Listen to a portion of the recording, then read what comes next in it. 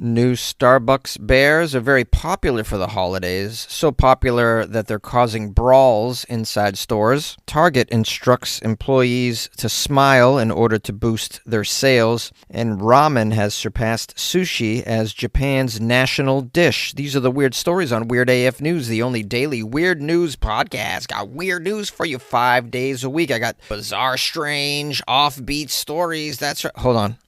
Yeah? Oh. That's my mom. I gotta wrap this up. Introducing the holiday bear cup that is apparently exclusive and causing some brawls at various Starbucks. Have you guys heard about this bear, this holiday bear that's being offered at Starbucks? Apparently it's pretty cool. I don't shop at Starbucks, so I was unaware. But apparently Starbucks has a new limited edition cup for the holiday season that's shaped like a bear. It wears a green Starbucks beanie. It's completely adorable, they say, and it's driving customers crazy. Now, this holiday cup is $29.95. It's called the Bearista. It's in the shape of a bear. It rolled out at Starbucks last week. Some shoppers say they got up at the crack of dawn to wait outside their local Starbucks, only to find that they were much too late. And fights even broke out over the Bearista cup. Many coffee lovers left empty-handed. Starbucks had to even issue an apology to customers because apparently they didn't stock enough Bearistas to keep the blood from flowing. Imagine just walloping somebody over a cup. But I mean, this is the state of affairs in America. I covered a story, I think, last year where people were beating each other up for those Stanley cups that they sold at Target. That's when you know you're involved in a very sophisticated culture, when they're just breaking each other's jaws over cups. Now, you're all probably wondering, well, how cool is this Bearista cup that they're offering at Starbucks for the holidays? Is it worth getting a concussion? It is described as a glass Bearista cold cup. It's bear-shaped glass, has a straw and a little festive green beanie. Here's a quote from the Starbucks website. From cold brew to an iced matcha latte, your drinks have never looked cuter. Starbucks is offering this $29.95 cup. The Starbucks Bearista glass cold cup brings instant joy to every sip. Yes, they failed to mention the instant stitches that you're going to get trying to acquire one of these limited edition Bearista cups. Oh, there's a photo of it. Oh, so cute. $30 and a punch in the face cute. If you guys need an overpriced holiday gift, this one comes with a kick to the face by an Uber Eats driver named Wayne. Or maybe you'll get lucky this holiday season and wait in line at a Starbucks only to get your hair pulled by two Karens as you await this exclusive device. I mean, it sounds like a great deal, right? For only $29.95, guys, before taxes, you can wrestle three strangers at 8 a.m. Lovely, lovely. This is the state of the American economy right now. It's a very split down the middle. Some Americans are waiting in line at food banks because they can't feed themselves. Others are practicing their jujitsu at a Starbucks cafe to get a stupid little bear cup with a beanie. All of this, of course, is just a distraction from the release of the Epstein files, as you all know, because you're smart. Now, you may be wanting one of these Bearistas very, very badly because you have a very low brain cell count and you enjoy the show The Masked Singer very, very much. Starbucks has a statement that you're not totally out of luck. Despite shipping more Bearista cups to coffee houses than almost any other merchandise item this holiday season, the Bearista cup and some other items sold out quite fast. We understand many customers were excited about the Bearista cup, and we apologize for the disappointment this may have caused. We'll be doing our best to restock this exclusive holiday item as soon as possible so you can get your Bearista fix.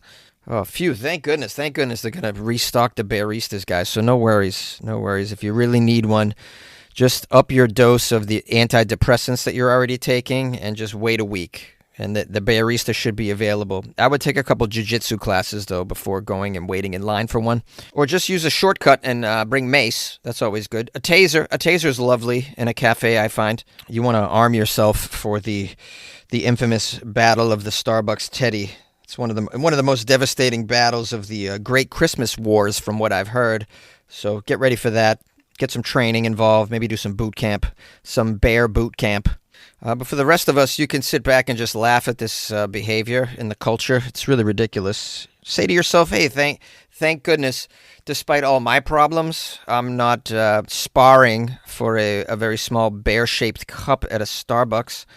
That's always something that can keep you going in life, make you feel good about yourself. It's all about self-esteem, guys. That's what Weird AF News is all about. You listen to a segment and you say to yourself, wow, thank goodness I'm not this dumb.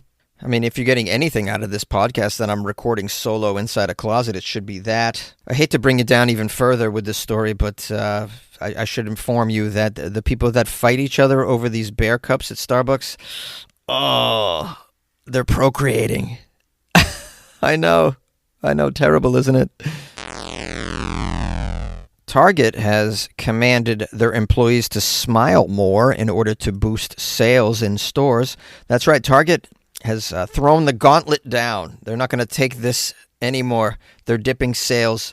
They've issued a new directive mandating that their workers smile at the customers as part of a plan to boost their sales heading into the holidays. You want to boost your sales, just have some plastic bears with a little beanie in your store. That'll boost your sales. Apparently, people can't get enough of a plastic bear with a beanie for $29.95 plus tax and a shiner. A shiner, you guys know this phrase? It's an old school phrase that means black eye. Shiner. That's a good one. You're probably wondering, Jonesy, where did you hear this term shiner? It's so old school. Well, I was raised on Three Stooges episodes, basically. Now, a new initiative at Target is called the 10-4 program. The 10-4 program, guys. Operation 10-4. Smile, even though you hate yourself. Now, according to the media, under the program, workers are required to smile, make eye contact, and wave or greet a shopper who comes within 10 feet of them.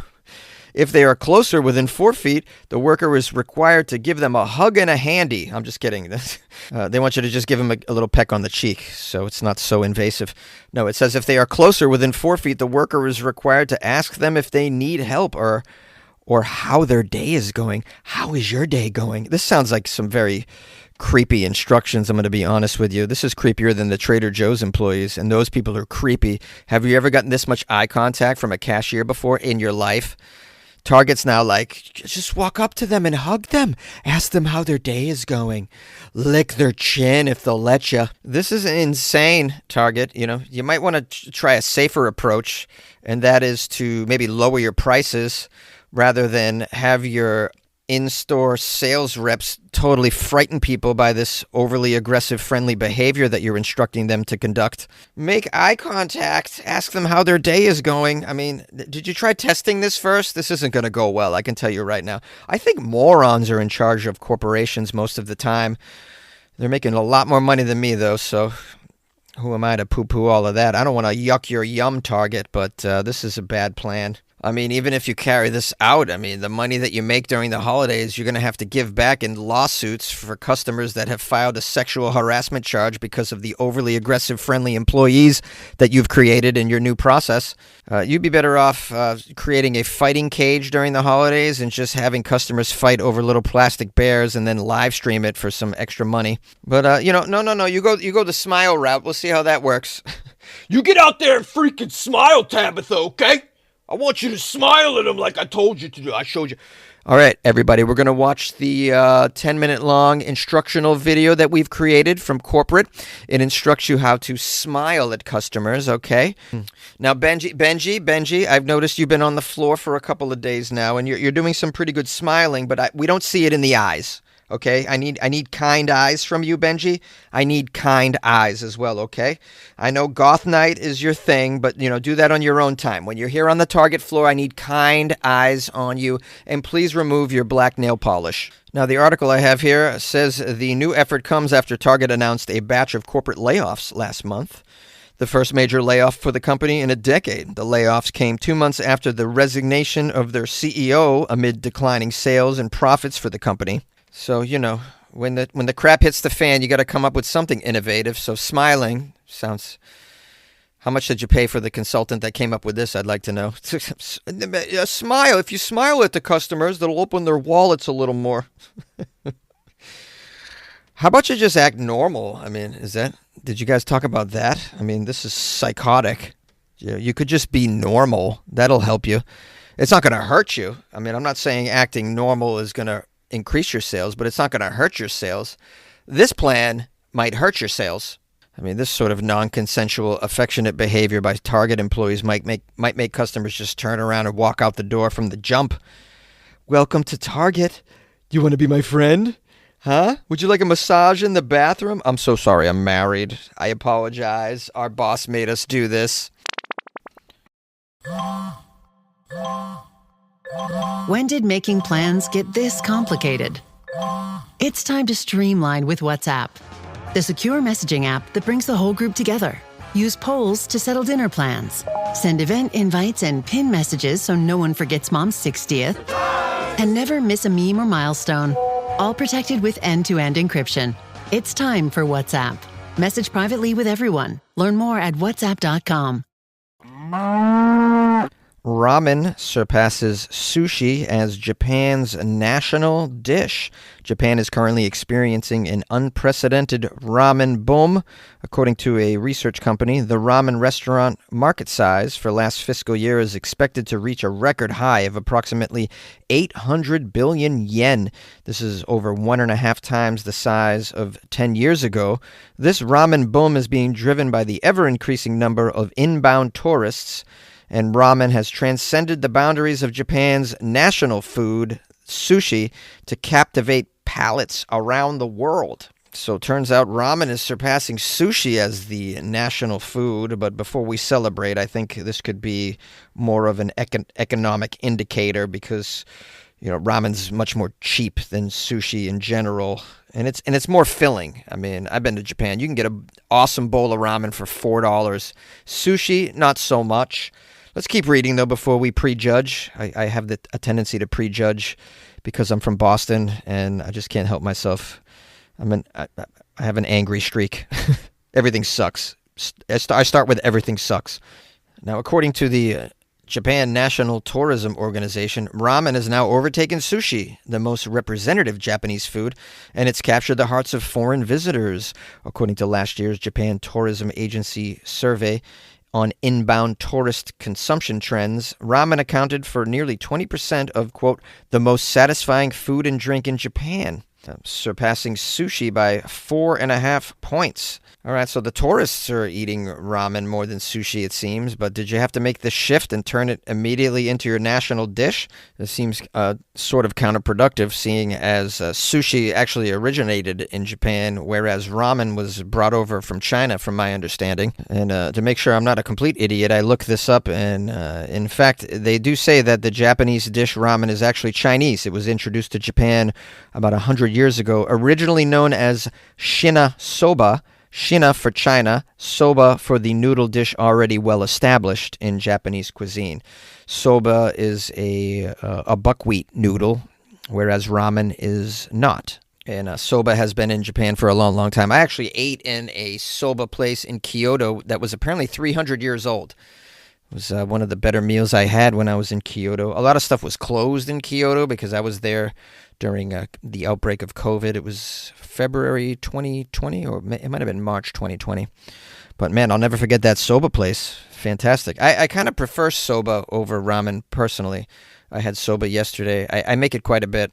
It seems more healthier to me to have the buckwheat noodles, but I still love ramen, and I make it often, and I eat at ramen joints quite often, although they're getting very expensive here in Los Angeles. About $20 a bowl for ramen here, which is just very, very much overpriced in my opinion.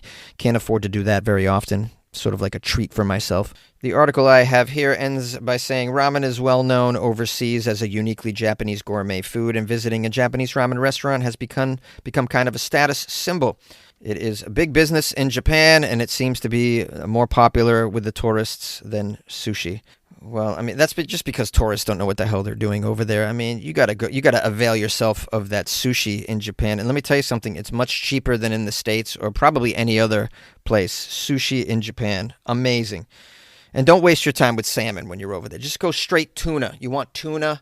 You can go to these eateries, man, get these tuna bowls. Oh, I had so many tuna bowls. I'll never forget the tuna bowls, man. I mean, why not get both? You get ramen and tuna bowls while you're there. Just eat like a king. It's sort of affordable, depending on where you're from. If you're from the States, it's totally affordable for sure. And just why not have the best of both worlds, your ramen and your tuna? And if you happen to be going to Japan anytime soon and you have an extra ticket, just think of your favorite weird news host, Jonesy. I would like to accompany you. We can eat all sorts of tuna together and ramen. I don't discriminate.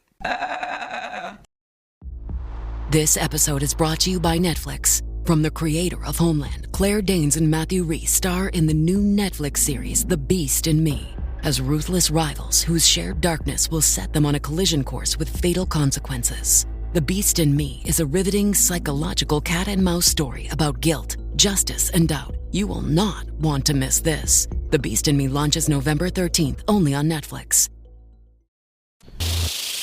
Thank you so much for joining me for this episode of Weird AF News. I appreciate it. And thanks to everybody who sent me weird stories with links the past couple days. Appreciate that. I have an email, funnyjones@gmail.com. You can always send stuff there. You can even say hello. You don't have to send me a story that's appropriate for the podcast. You can just say hi. Ask me what's up. Ask me what I'm eating or wearing. I mean, just, avail yourself of the email. It's funnyjones@gmail.com. Also, I'm on Instagram @funnyjones. Dive in right there. Dive in. Give me a follow. Slide into my DMs. Come to a comedy show. Anybody in Southern California, I got a great show downtown tomorrow night. And then Friday night, I'm in Long Beach. And Saturday night, I'm in a place called Beaumont, California. Anybody living out there in the desert want to come? It's sort of near Palm Springs area, I'd say. All that information about the shows is on my Instagram @funnyjones. So please follow and subscribe to the podcast. If you'd like to support the show, go to weirdafnews.com. You can buy me a coffee or join the Patreon. That's right. I picked up a big win this week, by the way, in the Patreon Fantasy Football League, and now I'm in 4th place. Very, very proud of that. Had a shaky start, but I'm on track, guys. So, if you join the Patreon, then next year, just plan on being in the Fantasy Football League. It's Patreon only, Weird AF News Fantasy Football League. This is our 2nd season. It's very exclusive. And if you join the Patreon, you can get in on that action next year. Anyways, I'm not going to try and sell you on anything further. I'm just going to say, good luck with your life, man. Good luck with your life.